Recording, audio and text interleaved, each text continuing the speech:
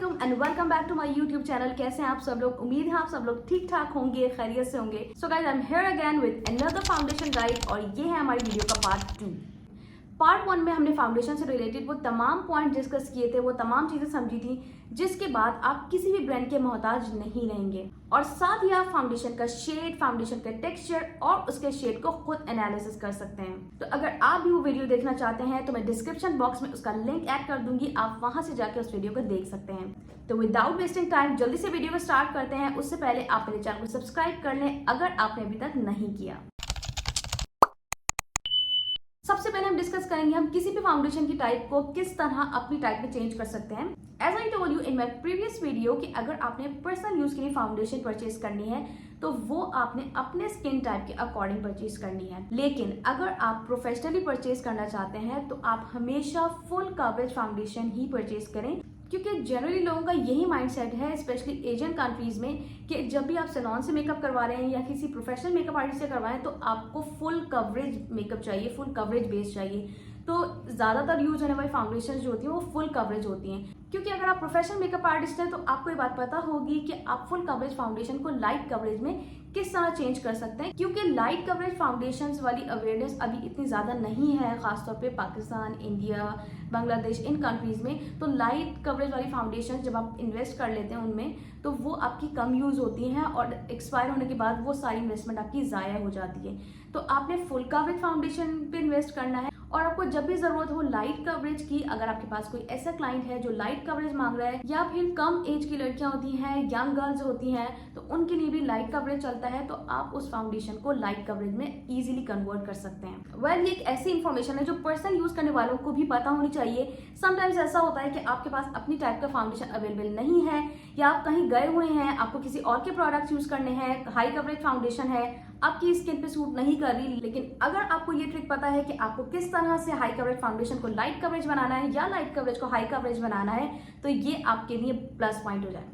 जिस तरह हमने पिछली वीडियो में डिस्कस किया कि फाउंडेशन की डिफरेंट टाइप्स में उनके टेक्सचर में और उनकी फॉर्मुलेशन में डिफरेंस होता है। So as I told you, light coverage foundation की जो फॉर्मुलेशन होती है उसकी कंसिस्टेंसी थिन होती है, उसमें नरिशिंग और हाइड्रेटिंग एलिमेंट्स शामिल होते हैं। तो आपने इन चीजों का अपने दिमाग में रखना है जब भी आपने किसी भी फुल कवरेज फाउंडेशन को कन्वर्ट करना है लो कवरेज में, तो आपने उसको हाइड्रेटिंग बनाना है, आपने उसको नरिशिंग बनाना है और आपने उसकी कंसिस्टेंसी को थिन करना है। तो वो हम कैसे करेंगे, चलिए मैं बताती हूँ। Take any full coverage foundation. मैं यहाँ यूज कर रही हूँ मिस रोज का एयर ब्रश फाउंडेशन, जो कि बहुत ही हैवी कवरेज फाउंडेशन है, एक फुल कवरेज बेस क्रिएट करती है।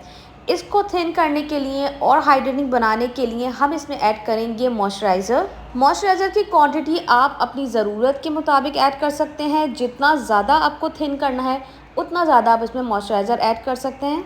इट्स अप टू यू कि आपको कितना थिन और हाइड्रेटिंग फॉर्मूला चाहिए। अपार्ट फ्रॉम हाइड्रेशन, अगर किसी की स्किन बहुत ज़्यादा डल और एक्सट्रीम ड्राई है तो आप अपने फाउंडेशन को ल्यूमिनस या ग्लो इफेक्ट देने के लिए इसमें ऐड कर सकते हैं कोई भी सीरम जो कि ऑयल बेस्ड होना चाहिए। ये आपके फाउंडेशन को ना सिर्फ हाइड्रेटिंग, लाइट वेट बनाएगा बल्कि आपकी बेस को एक इल्यूमिनेटिंग इफेक्ट भी देगा। यहाँ मैंने एक स्वॉच ओरिजिनल फाउंडेशन का भी अप्लाई कर लिया है ताकि आप इन तीनों के फॉर्मूलाज और टेक्सचर को अच्छी तरह से कंपेयर कर सकें। तो ये था प्रोसीजर कि आपने किसी भी हाई कवरेज फाउंडेशन को किस तरह से लो या लाइट कवरेज में कन्वर्ट करना है। फाउंडेशन की कवरेज को लाइट करने के लिए आप मजीद भी कुछ ऐसे प्रोडक्ट्स हैं जिनको ऐड करके आप उसके टेक्सचर को लाइट कर सकते हैं। कोई भी हाइड्रेटिंग या water based serum, dry skin के लिए यूज होने वाले सन ब्लॉक, स्ट्रोक क्रीम्स या इल्यूमिनेटर, हाइड्रेटिंग प्राइमर्स या rose water. Now let's talk about how to convert a low coverage foundation into high coverage foundation. As I told you, low coverage foundation की सबसे पहली पहचान ये होती है कि वो बहुत थिन कंसिस्टेंसी में होता है, लाइक दिस। जब मैंने आपको हाई कवरेज फाउंडेशन बताया था वो बहुत ज़्यादा थिक कंसिस्टेंसी में था और ये आप देख सकते हैं कितना रनी है। तो इट मीन्स ये एक लाइट कवरेज फाउंडेशन है। अब इस फाउंडेशन को आपने किस तरह से हाई कवरेज बनाना है, तो उससे पहले हम रिवाइज कर लेते हैं अपना वो पहला सबक जो मैंने पिछली वीडियो में आपको दिया कि हाई कवरेज फाउंडेशन की फॉर्मुलेशन में कौन कौन सी चीज़ें होती हैं। एब्जॉर्बिंग और ऑयल कंट्रोल पाउडर्स होते हैं उसमें। इसके अलावा ऑयली स्किन में पोर्स का भी बहुत इशू होता है, ओपन पोर्स का बहुत मसला होता है। तो समटाइम्स ऐसे प्राइमर्स भी मिक्स किए जाते हैं जो आपके पोर को क्लॉग करते हैं, जिसकी वजह से आपका फाउंडेशन बहुत ज़्यादा लॉन्ग लास्टिंग हो जाता है। तो हमने भी इस फाउंडेशन को हाई कवरेज करने के लिए इसकी कंसिस्टेंसी को थिक करना है।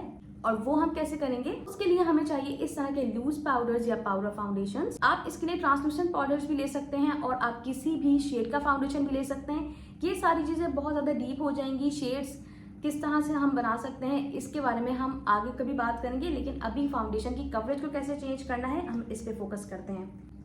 अब हमने इस फाउंडेशन में थोड़ी सी क्वांटिटी इस पाउडर की शामिल करनी है। पाउडर की क्वांटिटी को हमने ग्रेजुअली ऐड करना है। पहले हमने ये देखना है कि हमें अपनी फाउंडेशन की कंसिस्टेंसी कितनी थिक चाहिए।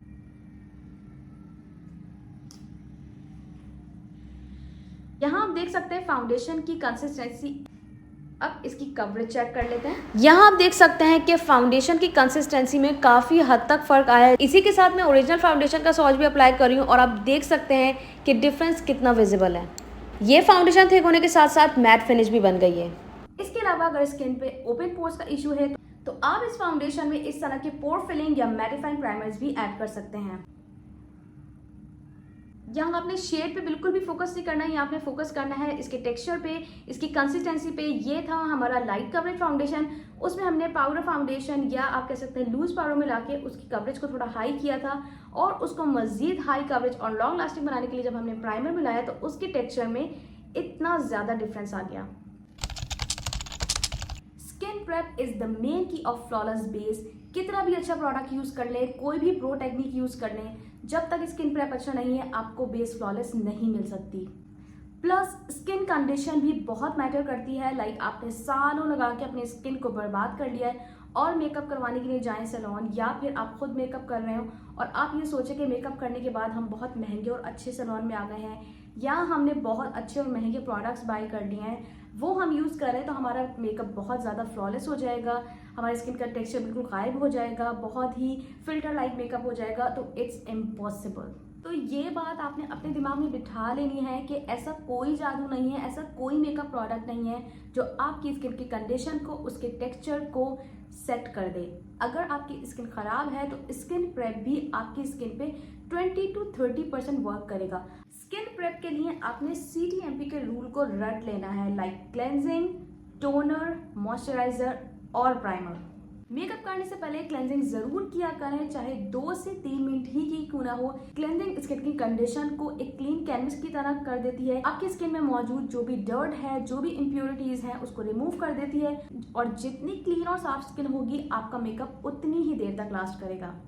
क्लेंजिंग के बाद सेकेंड स्टेप आता है टोनर का। टोनर का काम यह है कि आपने क्लेंजिंग करने के बाद, उसको वाइप आउट करने के बाद अगर कोई भी डर्ट या इम्प्योरिटी आपकी स्किन पे रह गई है तो टोनर उसको 100% रिमूव कर देता है। इसके अलावा आपकी स्किन के pH लेवल को बैलेंस करता है, जिसकी वजह से आपकी स्किन बहुत काम हो जाती है और आप जो भी मेकअप प्रोडक्ट यूज करने वाले हैं वो स्किन में आपके बहुत अच्छी तरह से पेनिट्रेट हो जाते हैं और आपका मेकअप बहुत देर तक आपकी स्किन पे स्टे करता है। अच्छा, बहुत इंपॉर्टेंट बात, स्किन टाइप के अकॉर्डिंग आपने टोनर चूज करना है। अगर आपकी स्किन ड्राई या सेंसिटिव है तो आप एज ए टोनर यूज कर सकते हैं हाइलुरोनिक एसिड को, रोज वाटर को, या वो तमाम टोनर्स जिसमें हाइड्रेटिंग और सूदिंग एलिमेंट शामिल होते हैं। अच्छा, ऑयली स्किन के लिए जो टोनर्स यूज होते हैं वो एल्कोहलिक बेस होते हैं। एल्कोहलिक बेस्ड टोनर्स जो होते हैं वो ऑयली स्किन के लिए इसलिए होते हैं कि वो एक तो पोर्स को श्रिंक करते हैं, सेकेंडली वो आपके ऑयल की प्रोडक्शन को रिड्यूस करते हैं। तो अगर ये वाली चीज़ ड्राई स्किन वाले लगा लेंगे तो आप सोचें स्किन जो है वो आपकी मजीद ड्राई हो जाएगी और सेंसिटिव स्किन वालों को इरिटेशन हो जाएगी। तो टोनर्स बहुत स्मार्टली आपने चूज करने हैं। So next step is moisturiser, और आपने इस स्टेप को बिल्कुल भी मिस नहीं करना है, चाहे आपकी स्किन ऑयली है, कॉम्बिनेशन है या ड्राई है। ड्राई स्किन वाले तो सभी लगाते हैं मॉइस्चराइजर्स, ऑयली स्किन वालों को भी कभी मिस नहीं करना चाहिए। गलती यहाँ होती है कि आप मॉइस्चराइजर की सिलेक्शन गलत कर लेते हैं। अगर आपकी स्किन ऑयली है तो आप वाटर बेस्ड या जेल बेस्ड मॉइस्चराइजर यूज करें। यहाँ मैं कुछ मॉइस्चराइजर भी रेकमेंड कर देती हूँ जो ऑयली स्किन वालों के लिए सूटेबल है। और अगर आपकी स्किन ड्राई है तो ऑब्वियसली अपने क्रीम बेस्ड मॉइस्चराइजर यूज करने हैं जो कि बहुत ही रिच फॉर्मुलेशन के साथ होते हैं, स्किन को बहुत ज्यादा सॉफ्ट और स्मूथ बना देते हैं। अब बात करते हैं प्राइमर के बारे में। प्राइमर ऐसा स्टेप है जिसको ड्राई स्किन वाले स्किप कर सकते हैं। अगर आपको लगता है कि आपकी स्किन इनफ हाइड्रेट हो चुकी है मॉइस्चराइजर लगाने के बाद तो आप इसको स्किप कर सकते हैं, क्योंकि ड्राई स्किन के लिए जो प्राइमर्स बनाए जाते हैं उनका जो मेन पर्पस होता है वो यही होता है कि आपकी स्किन को मॉइस्चर और हाइड्रेशन प्रोवाइड करना। अगर आपके मॉइस्चराइजर ने काम बहुत अच्छी तरह कर दिया है तो आपके पास ये ऑप्शन है कि आप इसको स्किप कर दें। लेकिन अगर आपकी एक्सट्रीम ड्राई स्किन है तो आप हाइड्रेटिंग प्राइमर यूज कर सकते हैं। इसके अलावा आप ऑयल बेस्ड सीरम को भी एज अ प्राइमर यूज कर सकते हैं। अब बात करते हैं ऑयली स्किन के हवाले से, तो ऑयली स्किन के लिए प्राइमर्स मस्ट हैं and mattifying primer are the best for oily skin. आपके स्किन के ऑयल को कंट्रोल करते हैं, टेक्सचर को स्मूथ करते हैं, और अगर ऑयली स्किन के साथ साथ आपके ओपन पोर्स भी हैं जो कि बहुत ही कॉमन इश्यू है ऑयली स्किन वालों का, तो आप पोर फिलिंग प्राइमर्स भी यूज कर सकते हैं जो कि आपके पोर्स को क्लॉग करेगा और आपके स्किन के टेक्सचर को स्मूथ कर देगा। अब भाई इन सारे स्टेप्स में अगर कोई फंसता है तो वो है कॉम्बिनेशन स्किन वाले। नॉर्मल वेदर होता है तो इनकी स्किन बहुत अच्छा बिहेव करती है, लेकिन मसला आता है एक्सट्रीम वेदर में। लाइक बहुत ज्यादा गर्मी है तो उनका टी जोन बहुत ज्यादा प्रॉब्लम क्रिएट करता है। एक्नी भी होती है उनको, तो इसी टी जोन एरिया में होती है। ऑयल बेतहाशा आता है उनको टी जोन एरिया पे, और बाकी हिस्सा उनका परफेक्ट रहता है गर्मियों में। और इसी तरह जब बहुत ज़्यादा ठंड हो जाती है, बहुत ज़्यादा ड्राई वेदर हो जाता है, तो उनका टी जोन एरिया बहुत अच्छी तरह बिहेव करता है और उनका बाकी फेस इंतहाई ड्राई रहता है, तो वो बेचारे एक्सट्रीम वेदर में बहुत परेशान रहते हैं। और यही होगा हमारी अगली वीडियो का टॉपिक, जिसमें हम कॉम्बिनेशन स्किन वालों के हवाले से उनके foundation selection, application, skin prep, इन सारी चीज़ों को डिटेल में डिस्कस करेंगे। आई होप ये फाउंडेशन सीरीज आपको बहुत पसंद आ रही होगी, आपके लिए बहुत इन्फॉर्मेटिव होगी। अगर आपको ये सीरीज अच्छी लग रही है तो फटाफट से इस वीडियो को लाइक और शेयर कर दें। आपके जो भी क्वेश्चंस हैं, जो भी रिव्यूज हैं, मुझे कमेंट्स में जरूर बताएं। मिलते हैं नेक्स्ट वीडियो में। So take care and do subscribe my channel. अल्लाह हाफिज।